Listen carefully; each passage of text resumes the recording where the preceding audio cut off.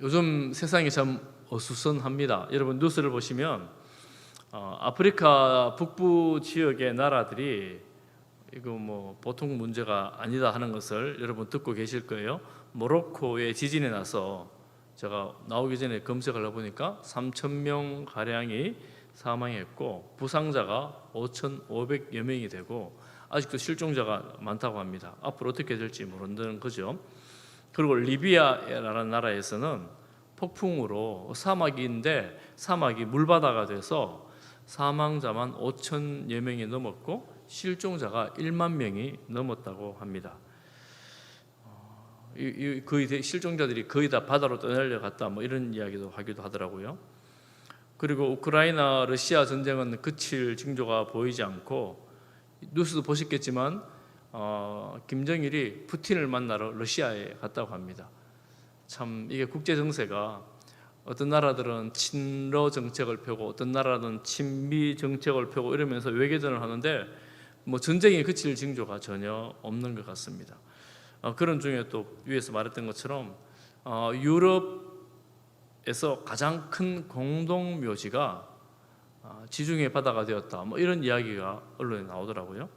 이게 무슨 소린가 하니까 북아프리카에 있는 난민들이 지중해를 통과해서 보트를 타고 통과하다가 이 유럽까지 도착하지 못하고 바다에서 수정하는 난민들이 그렇게 많다고 지금 계속해서 그 사람들이 많이 죽어간다고 이런 소식을 우리가 듣고 있습니다. 전 세계가 참 아수라장이 된 것 같습니다. 이런 세상에 비하면 우리나라는 참 살기 좋고 우리나라는 참 좋은 나라입니다. 맞죠?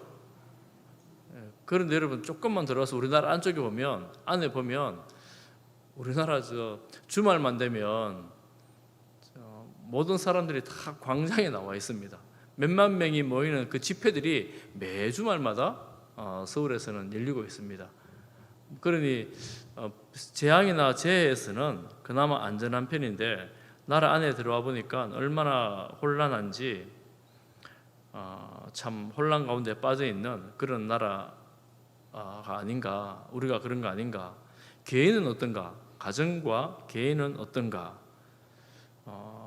각 병원들은 환자들로 넘쳐나고 경찰서에는 뭐 범죄자들로 넘쳐나고 과거에 그래도 학교는 그래도 참 좋은 곳이었는데 학교가 요즘에 보면 연일 선생님들이 다 밖에 나와 있는 뭐 그런 참 학교도 만만치 않은 그런 혼란한 지경에 있는 것이 오늘 이제 우리의 뭐 현실인 것 같습니다.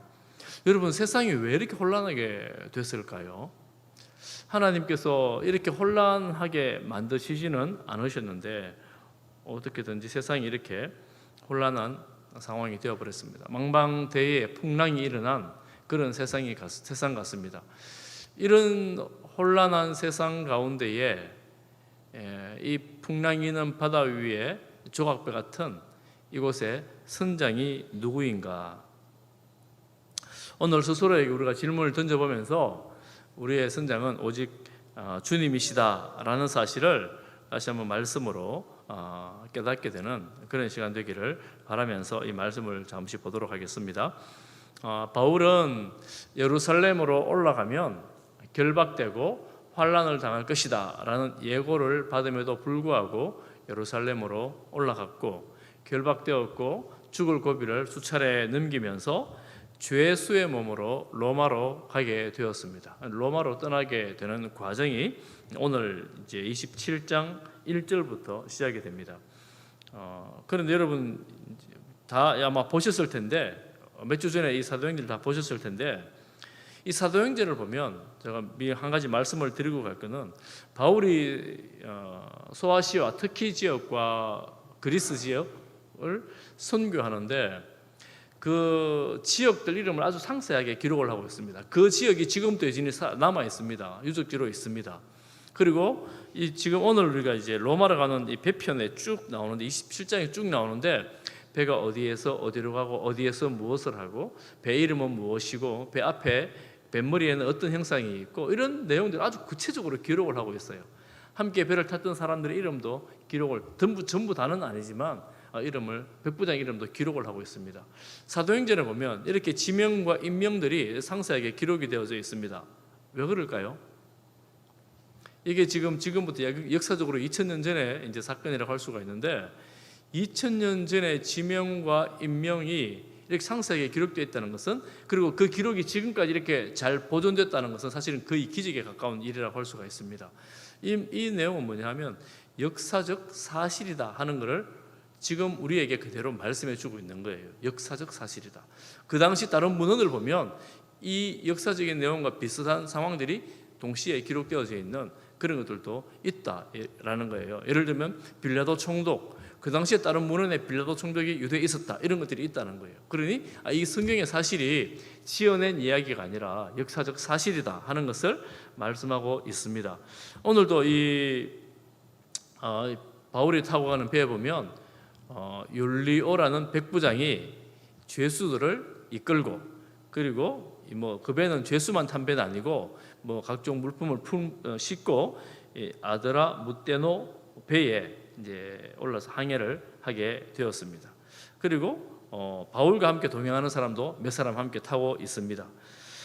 가이사랴에서 출발해서 시돈에 도착하고, 시돈에서 구브로, 지금의 키프로스 지역 그 해안을 따라 돌아서 길리기아, 밤빌리아, 지금 터키 지역인데 그 지역을 돌아 무라시에 도착을 했고, 무라시에서는 배를 갈아탑니다. 로마까지 가는 배가 없으니까, 로마가 머니까 로마로 가는, 이탈리아로 가는 그 배를 이제 갈아타고 알렉산드리아 배를 타고 이제 죄수들이 옮겨가게 되었습니다.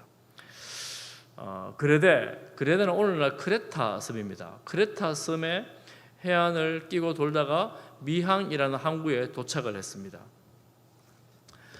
그리고 이제 금식의 절기가 지났기 때문에 이제 계절이 겨울로 접어든 때가 됐습니다. 그래서 바울은 우리가 이 미항에서 겨울을 나고 가자 그러지만 이 선장, 선주, 많은 뱃사람들이, 미항은 이 크레타 섬의, 그레데 섬의 작은 항구입니다. 베닉스라고 본 항구가 있어요. 그러니까 여러분 항구에, 도시에 작은 항구에 있으면 뱃사람들 입장에서는 즐길 만한 게 없잖아요.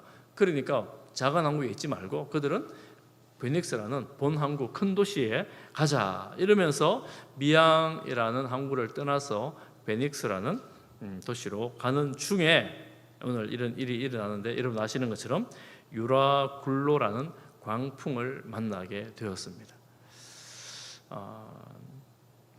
이 배가 이제 광풍에 의해서 표류하고 난파되죠. 여러분 배를 타고 가는데 누구 말을 들어야 되겠습니까?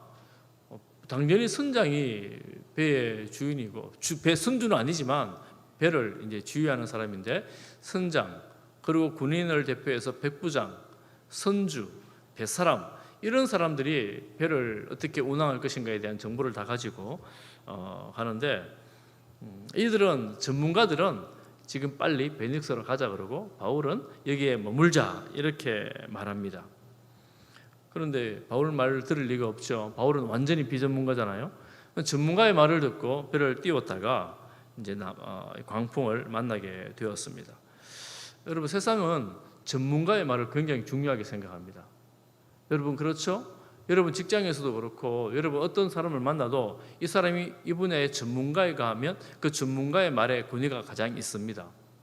그런데 바울은 비전문가고 뱃사람들이 전문가인데 전문가의 말을 들었다가 광풍을 만나게 됐다 하는 겁니다. 그러니 이제 우리가 예수 믿는 우리들은 어떻게 해야 되는가? 세상에 어려운 일을 만날 때 우리는 누구 말을 들을까요? 전문가의 말을 들어야죠. 어떤 일이 있어, 어려운 일을 당할 때 전문가들은 어떤 의견을 가지고 있는가 말을 잘 들어야 됩니다. 잘 들어야 되고 그들의 의견을 존중해야 합니다. 존중해야 되는데 바울이 자기 고집하지 않잖아요. 전문가가 말하면 비전문가들은 다 조용히 있는 거예요. 그리고 따라가는 거 어쩔 수 없습니다. 그거 어떡하겠어요? 그런데 중요한 한 가지, 그 동기를 살펴볼 필요가 있어요. 동기. 어떤 중요한 일을 결정할 때 왜 그 일을 하려고 하는가? 아마 전문가들도 이 시즌에는 광풍이 분다라는 것을 아마 알고 있었을 거예요. 그런데 이 지도를 보면 이 미항, 크레타 섬의 미항과 베니스 항구가 별로 멀지 않아요. 그다지 멀지 않습니다. 이렇게 해안을 따라가면 금방 갈 수 있는 그런 거리에 있습니다. 실제로 그렇거든요. 그러니까 우리가 이왕 머물고 한겨울을 지나야 되니까 우리가 좀 더 즐길 수 있는 그곳에 가는 게 낫지 않겠나, 이런 마음으로 이 해안선만 따라가면 되는데, 성경을 자세히 보면 광풍이 어디서부터 불어오는가 하면 이 섬에서 불어 나오는 거예요. 만약에 바다에서 불면 어쨌거나 해안에 대면 되는데, 섬에서 광풍이 불어 나와가지고 배가 이 섬에서 멀어지게 되는 거예요. 그래서 이 배가 대해로 빠져나가게 됩니다. 그러니까 이게 난감한 상황이 된 거죠. 그래 밤이 되고 낮이 되고 몇 날이 지났는데 이 물 깊이가 얼마나 되는지 깜깜한 날이 계속되니까 어딘지도 종잡을 수 없는 그런 상황이 되어버린 겁니다. 그래서 우리가 전문가의 말은 듣긴 들어야 되는데, 그 전문가가 어떤 의도로 이렇게 말하는가를 좀 주의해서 볼 필요가 있어요. 만약 전문가의 말대로 되면 우리나라 펀드 매니저들은 전부 다 부자가 다 됐을 거예요. 근데 펀드 매니저들도 부자 아닌 사람들 많거든요. 그런 걸로 볼 때 이 전문가들도 자기가 많이 안다고 해서 다 잘 되는 건 아니구나 하는 것을 알고 욕심과 탐심이 내 마음을 지배하지 못하도록 잘 관리하는 것이 전문가든 비전문가든 그게 더 중요하다. 여러분 마음에 잘 새길 필요가 있습니다. 광풍이 불 때 얼마만큼 세게 불었는지 구명정까지도 막 흔들려가지고 떨어날 지경이 됩니다. 그리고 이 배가 어디쯤 있는지 모르니까 이 해안 사구 이런 거 모래언덕 이런 걸릴까 해서 이 뱃사람들이 긴장을 놓지를 못하고 있습니다. 짐을 다 바다에 버리고, 그리고 달도 해도 별도 보이지 않고 구원의 여망이 사라졌다, 이렇게 이제 말합니다. 중요한 것들 다 무거운 거 다 버린 거예요. 배를 가볍게 해야 되니까. 소망이 없어진 그때 이제 바울이 일어나서 하는 말이 오늘 읽었던 그 구절이에요. 오늘 읽은 그 구절. 바울이 말하죠. 우리가 여기 미항을 떠나지 말았어야 된다. 그 내 말 들으면 좋았지 않겠느냐. 이렇게 말하면서도 너희 안심하라, 이렇게 말합니다. 우리가 이 땅에서 살면서 여러 가지 재앙을 만납니다. 오늘 권사님 기도할 때도 이 재앙에 대해서 쭉 기도를 하셨는데, 재해들이 오늘날도 우리 중에 많지 않습니까? 우리 주변에 많은데 우리가 상상하지도 않았고 기대하지도 않았지만 우리 삶에 그런 일들이 있습니다. 그때 어떤 일들이 벌어지는가 하면 여러분 지진 난 사람들, 홍수가 쓸고 간 사람들 이야기 들어보면 갑자기 땅이 흔들려가지고 천정이 무너지니까 아무것도 가지지 못하고 겨우 생명만 구했다 그러죠. 갑자기 물이 쓸려 내려오니까 아무것도 가지지 못하고 그저 목숨만 구했다, 이런 말들 하잖아요. 가진 거를 다 잃게 되는 거예요. 지금 배에서는 가진 거를 차츰차츰 무역선이었는데 버리기를 시작합니다. 제일 처음에는 무거운 연장만 버리다가 시간이 지나면서 이 중요한 물건들도 다 버리기를 시작을 합니다. 다 버리는 거예요. 이전에 하나님께서 바울에게 오셔서 너 괜찮아, 걱정하지 마라, 이렇게 말해주면 얼마나 좋겠습니까? 근데 버리고 나니까 그제서야 하나님께서 이 바울에게 나타나셔서 걱정하지 말아라, 이렇게 말씀을 하는 거예요. 그러고 보면 하나님께서 우리에게 말씀하시는 타이밍이라는 게 있는 것 같아요. 타이밍. 예를 들면 출애굽하는 이스라엘 백성들에게 모세가 탁월한 리더였다면, 지도자였다면, 여러분 이렇게 가면 어느 정도 물이 가진 거 다 떨어지니까 하나님, 이 백성들이 혼란하기 전에 물을 주십시오, 이렇게 기도하든지, 이제는 양식이 다 떨어질 때가 돼가니까 하나님, 이제 양식이 다 떨어져 가니까 하나님 어떻게 양식을 좀 주십시오, 이렇게 해서 하나님이 우리가 백성들이 막 데모같이 혼란을 일으키기 전에 문제 해결하면 얼마나 좋겠습니까? 그런데 모세도 그렇게 하지 못합니다. 탁월한 지도자 모세도 물이 다 떨어져 가지고 우리가 왜 이 광야로 나오냐, 애굽에 살았으면 좋았을 것을, 이런 백성들의 아우성이 있을 때에 모세가 비로소 하나님께 부르짖고, 이러니까 뭐 반석이 터져서 물이 나고, 이 백성들이 만나만 맨날 먹으니까 이게 뭐 먹고 못 살겠다고, 우리가 뭐 애굽에서는 고기도 먹고 부추도 먹고 마늘도 먹고 이랬는데 그게 뭐 대단한 음식인지 모르겠지만 그렇게 먹고 살았는데, 지금 우리가 맨날 만나만 먹고 이게 뭡니까? 이러니까 하나님이, 모세가 비로소 하나님 백성이 이럽니다, 내 백성입니까? 막 이러잖아요. 그때 하나님이 이제 만나를, 메추라기를 주시잖아요. 그런데 우리가 하나님께서 이런 어려움이 있기 전에 매번 딱딱 때를 맞춰가지고 고통을 겪지 않고 타이밍에 딱 맞춰가 주시면 정말 좋겠는데, 우리 하나님은 그러시진 않으시더라는 거예요. 여러분 어떻습니까? 살아보니까 여러분 어려움 순간마다 바로바로 주시던가요? 대부분들은 그렇지는 않는 것 같아요.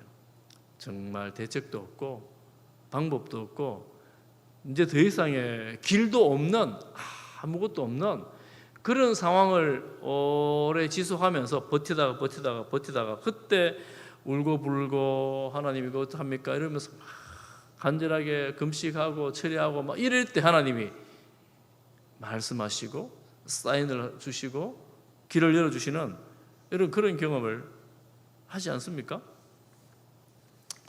우리는 하나님께서 늘 가장 좋은 때, 내가 생각하기에 가장 좋은 때 응답해 주시면 좋겠는데, 하나님은 내가 생각할 가장 좋을 그때 응답하시는 게 아니라 하나님이 생각하기에 좋은 그때가 있는 거예요.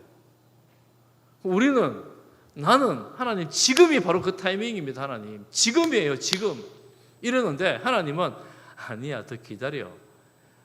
속이 타는 거죠. 속이 타는 거죠. 어쩌면 우리가 이 하나님 보시기에 속 타는 그 시간이 우리에게는 좀 필요하지 않을까, 이렇게 생각한지도 모르겠어요. 왜냐하면 지금 바울은 이미 가이사 앞에 서야 할 것이라고 말씀하셨거든요. 하나님께서 이미 바울은 알고 있습니다. 나는 가이사 앞에 설 사람이야, 이 광풍에 죽어 나갈 사람이 아니야라는 것을 바울은 알고 있었어요. 그런데 지금 바울조차도 초조한 거예요.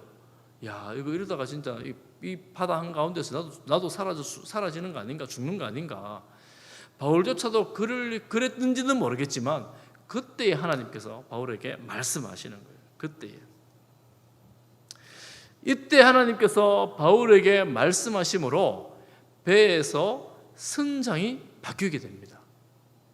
상황이 반전이 일어납니다. 아마 그 전에 표류하기 전에 이 풍랑이 불기 시작할 때 바울이 선장에게 가서 지금 풍랑 가니까 이렇게 해야 됩니다, 이렇게 합니다, 이렇게 말했으면 아마 여전히 선장은 그 선장, 바울은 바울 이렇게 됐을 겁니다. 그런데 모든 사람이 입대할 상황이었고 앞에 나가서 리더십 있는 사람이 하나도 없는 그때에 바울이 나타나서 말하지요. 두려워하지 마십시오. 내가 가이사 앞에 서야 할 것이라고 하나님께서 또 말씀하셨습니다. 그리고 아무도 다치지 않을 것입니다. 안심하십시오. 나는 믿습니다. 하나님께서 내게 하신 말씀을 나는 믿습니다. 여러분 안심하십시오. 그러므로 이 배에 진정한 지도자가 누가 되었냐면 바울이 된 거예요. 선장도 아니고 뱃사람도 아니고 군인도 아니고 무역하는 사람도 아니고 죄수였던 바울이, 결박된 바울이 이 배에 선장 역할을 하게 되는 것입니다. 여러분 바울이 어떻게 안심할 수 있었다고요? 하나님께서 그에게 하신 말씀을 들을 때에 바울이 안심이 되었고 그 안심 평안한 마음이 그 276명에게도 선포할 수 있는 믿음의 선포가 되었습니다. 그런데 뒤에 보면 이 바울 말을 다 믿은 게 아니에요. 다 믿지 않았습니다. 믿지 않는 사람 많아요. 그렇지만 바울은 믿든지 안 믿든지 하나님의 말을 그대로 선포하는 것입니다. 선포하는 거예요. 여러분 진정한 리더십은 언제 나오는가? 그것은 주어진 권위에 의해서 나오는 것이 아니고 환난과 위기가 당했을 때에 하나님을 만남으로 인하여 리더십이, 지도력이 생기게 되는 거예요. 저 사람이 아무런 권한도 없고 죄수에 불과한데 어떻게 리더십이 생깁니까? 하나님을 만나고 하나님의 음성을 들을 때에 비로소 그 난파당한 모든 사람 앞에서 리더십을 가지고 그 사람들에게 안심하라고 말할 수가 있게 되는 것입니다. 그러니까 언제가 정말 중요하냐면 환난 당할 때, 고통 중에 있을 때, 그리고 어디로 가야 할지 무엇을 해야 할지 모를 그때 비로소 하나님의 사람들의 진가가 드러나기를 시작을 합니다.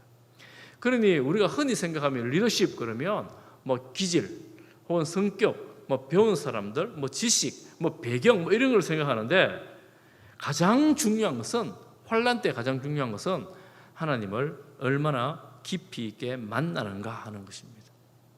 여러분, 우리가 제가 서론에 말씀드린 것처럼 이 세상, 이 세계, 온 세계가 다 사실은 어쩌면 위기라고 할 수가 있습니다. 우리나라 역시도 사실은 어떤 측면에서 마찬가지죠. 여러분 가정도 아마 이런저런 위기가 한두 가지 다 있을 거예요. 여러분 개인적으로도 아마 그럴 수 있습니다. 그런데 우리의 이 어려운 가운데에 결정적인 자리는 어떤 자리냐면 이 상황 이전에 하나님과 나와의 관계 속에서 이 판단이 결정이 난다는 거예요. 저는 사랑하는 성도 여러분들이 우리가 하나님을 더 깊이 있게 만나는 결단을 하고 또 하나님 앞에 나와서 간절히 기도함으로 말씀을 묵상함으로 하나님의 은혜의 자리에 있기를 간절히 축복합니다. 14일이 지났어요. 14일이 지난 다음에야 비로소 이 배에 뭔가 이제 육지로 간다는 게 느껴지기 시작을 했습니다. 그런데 어떤 일이 생기느냐 하면 이 배가 육지에 다가간다는 것을 누가 제일 먼저 알겠습니까? 뱃사람이 제일 먼저 알아요. 뱃사람이 제일 먼저 알고 뱃사람들이 그룹에 구명정을 내려가지고 도망가려고 그래요. 바울이 그거를 보고 군인들에게 말합니다. 저 뱃사람들이 이 배에서 떠나버리면 우리 모두가 안전하지 않다. 그러니까 군인들이 가서 그룹배를 잘라가지고 버려버립니다. 구명정을 버려버려요. 그리고 이 뱃사람들이 어쨌거나 이 배를 잘 인도를 해가지고 이 육지 가까이에 배를 대게 되었습니다. 그때쯤 되니까 또 누가 나서느냐 하면 군인들이 이 죄수들을 다 죽여버려야 되겠다. 왜냐하면 지금 무태에 상륙해서 이 죄수들을 잃어버리면 군인들이 자기가 책임을 묻게 되니까 죄수들을 죽여버려야 되겠다 그러고 죄수를 죽이려고 바울하고 일행을 죽이려고 이렇게 하는 거예요. 그때 백부장이 부랴부랴 그들을 살려두라고 이 바울을 살려줍니다. 그리고 이들은 모든 일행들은 전부 다 안전하게 그 섬에 도착하게 되었고 한 명도 생명을 잃지 않게 되었습니다. 여러분 뱃사람들이나 군인들은 어떻게든 나의 안위만을 생각하는 사람들이죠. 나 자신만 생각하는 사람들이죠.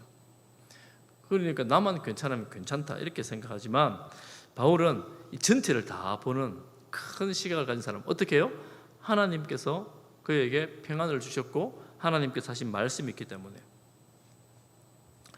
그런데 우리가 성도들이 있는 그 자리가 여러분 회사에서나 혹은 가정에서나 하나님께서 우리에게 주신 꿈과 비전 그리고 이 회사 우리 가정을 향한 하나님의 그 거룩한 그림들이 있을 때에 이 주도권을 잃지 않고 주님 안에서 나갈 수가 있게 되는 것입니다.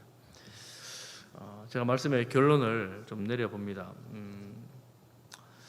여러분 우리가 어떤 상황에서든지 하나님을 깊이 있게 만나는 우리 성도들 되실 수 있기를 간절히 소망합니다. 참 아쉽게도 우리는 참 약합니다. 여러분 약하지요? 강하십니까? 약한 게 훨씬 도움이 돼요. 내가 강하다고 생각하는 게 별 도움이 안 됩니다. 하나님 제가 약합니다. 얼마나 약하냐 하면 조금만 살만하면 잘 하나님 찾지 않아요. 이만큼 약해요. 제가 사실 좋게 말해서 약한 거고요. 나쁘게 말하면 완고한 거거든요. 조금만 살만하면 하나님 찾지 않아요. 그런데 힘들면 하나님 살려주세요. 죽겠습니다. 이러는 게 우리 모습이잖아요. 좀 힘들면 하나님 살려주세요. 죽겠습니다. 좀 살려주세요. 여러분 그래도 괜찮아요.